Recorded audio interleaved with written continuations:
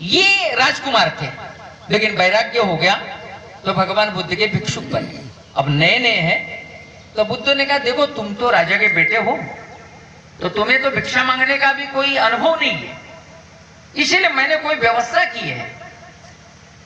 अमुक एक श्राविका है, बस जब तक तुम भिक्षा मांगना सीखो नहीं तब तक तुम उन्हीं के पास जाओगे और भोजन करोगे। तो वो उनकी आज्ञा प्राप्त करके जाता है।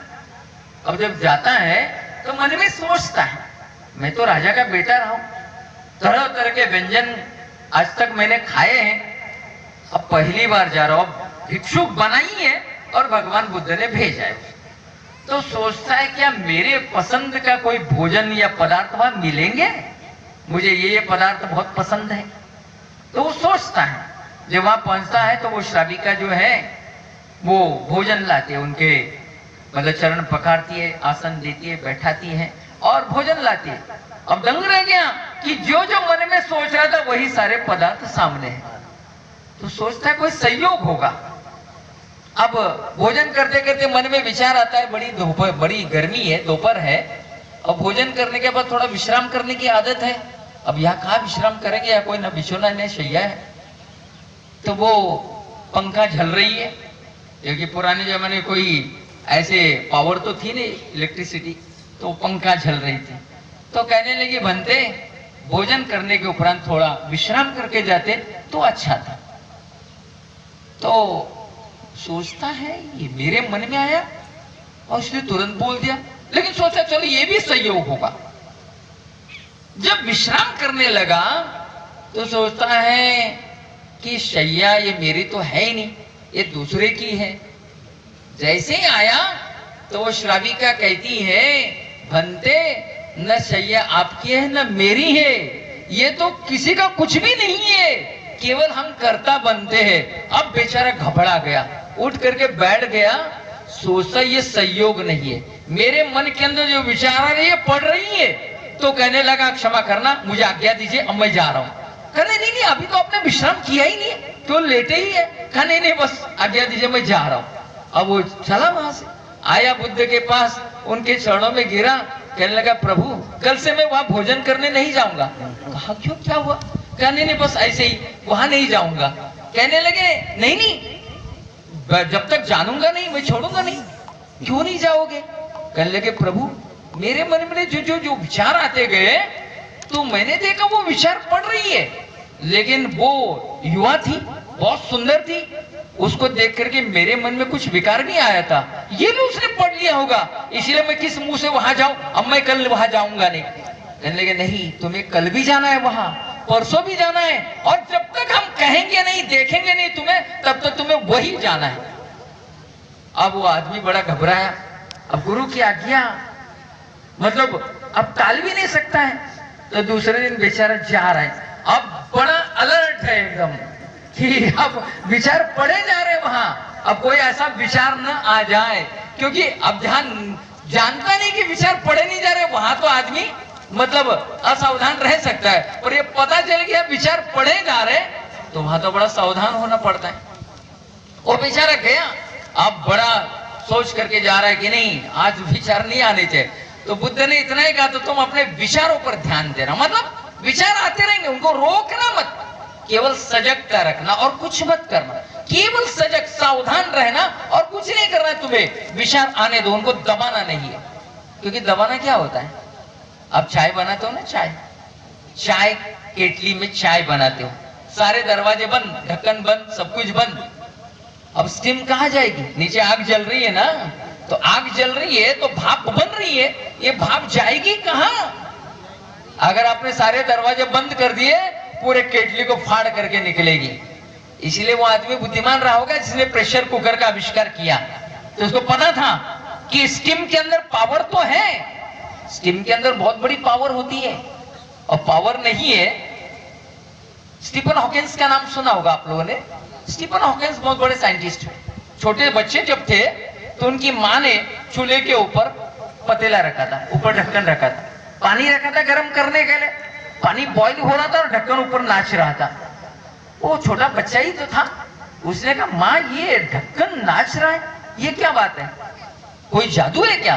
कहने नहीं जादू नहीं बेटा, अंदर जो भाप है, ये भाप तैयार हो रही है, भाप के कारण ये ढक्कन ऊपर उठ रहा है। वो हॉकिंस जो है तब से सोचने लगा कि इस भाप के अंदर इतनी बड़ी ताकत है, तो बड़ा होकर के उसने ऐसा आविष्कार कर दिया। आप देख रहे हो जो रेल का इंजन सबसे पहला निकला था, जो काले मुंह वाला होता है। अब इंजन तो काले मुंह वाला होता है, तो वो निकला था भाप का इंजन। कोयला डाला जाता था और उसके द्वारा भाप तैयार हो जाती थी, और भाप तैयार, पानी उबलता था, भाप तैयार होती थी, और भाप के अंदर इतनी बड़ी शक्ति, उसने सबसे पहले पिस्टन बना दिया। पिस्टन आगे पीछे होने लगा, और पिस्टन के प्रभाव से तब उसने इंजन बनाया छोटा सा, और वो इंजन जो है पिस्टन के प्रभाव से चलने लगा, और इस प्रकार जो है फिर वो पूरी रेल को खींचने लगा। एक भाप के अंदर कितनी बड़ी ताकत होती है, इतनी बड़ी रेल चलती है। आप नहीं जानते हैं कि आपके अंदर जो हो रहा है उसके अंदर कितनी ताकत है। एक आदमी होता है जो कोई चीज उठाता है, कोई चीज उठाता है, पर वो उठाता है तो वो उठती नहीं है।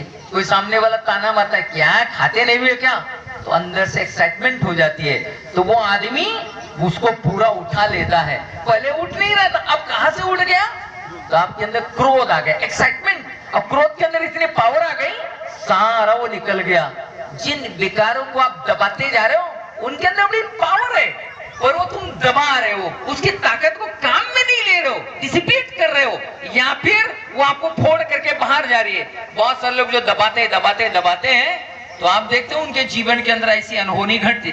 मैंने एक व्यक्ति को देखा जो लगेंगे बड़े संयमी है, पर एक बार उनका गुस्सा भी देखा। जब गुस्सा आया, सामने वाले को 10 मिनट तो पिटते ही रह गए, लात बूत के एक साथ चलते रहे। मैंने कहा ये तो बड़े शांत स्वभाव है, और अब देख रहे हो तो जितना हम कहते हैं ना दबाते विकार को, वो उतना ही फोड़ करके निकल जाता है। कहने का भावार्थ ये होता है, संत यही समझाते, उसको दबाना नहीं है, इसको देखने की कला सीखनी है। जब देखने की कला सीख जाओगे तो ये विकार, इसकी सारी ताकत आपके काम में आ जाती है, ये फिर नष्ट नहीं होती है। इसीलिए बुद्ध केवल कह रहे, तुम केवल देखो और कुछ तुम्हें करना नहीं है, क्यों दबाना नहीं है, बस जो विचार आए सजगता रखो और कुछ नहीं करना है। अब वो आदमी जाता है, जब जाता है तो यही सोचता है कि कहीं मेरा विचार न पड़ा जाए, तो बड़ा सजग है। अब कोई विचार भी आ रहा है तो विचारों को बड़ी सजगता से देख रहा है, और कुछ नहीं, उसमें उलझ नहीं रहा है। तो सीढ़ी पर पहला पैर रखा, पहला पैर रखते ही देख रहा है बड़ी घबराहट हो रही है, पर कोई विचार नहीं है। दूसरा पैर रखा, क्या देखता है, अब कोई विचार नहीं, बिल्कुल शून्य हो गया है। तीसरा पैर रखा और वहां देखता कोई विचार है ही नहीं, बिल्कुल शांत हो गया है। वो व्यक्ति भोजन करके आता है और बुद्ध के चरणों में गिर जाता है कि प्रभु आपकी ये सीख मेरे काम आ गई। आज मैंने सजगता प्राप्त की तो मेरे अंदर कोई विचार ही नहीं रहा। बस यही होती है, ये कला होती है जीवन के अंदर, इसको सीखना होता है। हम इसको सीख नहीं पाते हैं, हम बाहरी प्रोपेगेंडा करते हैं। बाहर से तो हम कहेंगे हम भक्त है, बाहर से तो हम बहुत सारी बातें प्राप्त करेंगे, कोई पूजा भी करता है, कोई पाठ भी करता है, कोई और भी कुछ करता है, लेकिन मन कहाँ है? मन जो है ये मन बड़ा विचित्र है। इसीलिए ये जो बात है ये अनुभव की बात है। अपने विकारों को देखने की कला जब तक आएगी नहीं तब तक विकारों को लांग भी नहीं सकते हो, और जब तक विकारों को लांगा ही नहीं है तो परम सत्य की अनुभूति कैसे हो सकती है? वो हो ही नहीं सकती है। मन भटक रहा है, पर वो किस में भटक रहा है? कोई बाहर भटक रहा है, कभी इस गांव में कभी उस गांव में नहीं, मन विचारों में भटक रहा है, मन इच्छाओं में भटक रहा है। और जहां इच्छा आती है उसी के लिए कबीर महाराज कह रहे, इच्छा काया इच्छा माया इच्छा जग उपजाया, कहे कबीर जय इच्छा वर्जित यही ने जग भ्रम भरमाया। ये इच्छा के कारण ही तुम्हारा जन्म हो रहा है, और जन्म होता है तो जन्म ही तो सारे दुखों का कारण है। हमारे जीवन में जितने दुख है उसका कारण क्या है? हर आदमी दुखी है। मैं अगर आपसे कहूं, जितने लोग बैठे, भाई बहन माताएं बैठे हैं, सबसे अगर बुजुर्ग से कहूं कि आप बताओ आपके जीवन के अंदर क्या कोई दुख नहीं है, तो हर किसी के जीवन में दुख है। चाहे वो बालक है, चाहे वृद्ध है, चाहे वो युवा है, हर कोई कोई न कोई दुखों का शिकार है। सबके जीवन में दुख है, इसीलिए संतों ने समझाया ये दुख आता कहां से है। कोई चाहता तो है नहीं दुख मिले, फिर दुख आता कहां से। अर्जुन ने एक बार भगवान श्री कृष्ण महाराज से पूछा कि प्रभु कोई नहीं चाहता है जीवन में दुख आ जाए, फिर दुख कहां से आता है, क्यों आता है। भगवान श्री कृष्ण बहुत अच्छी बात कहते हैं। भगवान कह रहे हैं ध्यायितो विषयान पुंसा संगस्तेषु पजायते संगात संजायते कामा कामात क्रोधो भिजायते क्रोधात भवति सम्मोहा सम्मोहात् स्मृति विभ्रमा स्मृति भ्रंशात बुद्धिनाशो बुद्धिनाशात प्रणश्यति। विषय को धरने की इच्छा जब होती है तो उसके प्रभाव से जो है, विषयों के प्रभाव से जीवन के अंदर बुद्धि विकृत हो जाती है। और जब बुद्धि विकृत हो जाती है तो जजमेंट पोटेंशियल नहीं रहता है, अर्थात निर्णय करने की क्षमता नहीं रहती है। और तो व्यक्ति जब कर्म करता है तो जीवन के अंदर दुखों को ही प्राप्त करता है, क्योंकि आपके अंदर क्षमता नहीं रही उचित क्या है अनुचित क्या है। तो अब अनुचित को भी बटोरते जा रहे हो, बटोरते जा रहे हो, बटोरते जा रहे हो, क्योंकि आप मन के अनुकूल चल रहे हो। मन के अनुकूल जो चलेगा वो कूड़ा कचरा ही बटोरेगा, लेकिन मन के ऊपर उठने के लिए कहा है, क्योंकि मन के ऊपर उठने का विषय है। ऊपर उठेंगे तब जाके उसको समझ पाएंगे। इसीलिए संत मन के ऊपर उठने के लिए कहते हैं। भगवान यही कह रहे हैं कि व्यक्ति मन के अनुकूल चलता है, बुद्धि विकृत होती है और तब जो है जीवन में दुखी दुख आते हैं। भगवान बुद्ध ने इसको और गहराई में बताया, क्योंकि वो बड़े पहुंचे हुए महापुरुष हुए, तो उन्होंने बहुत गहराई में बताया। वो कहते हैं जन्म क्यों होता है, जन्म ही सारे दुखों की जड़ है, पर जन्म क्यों होता है।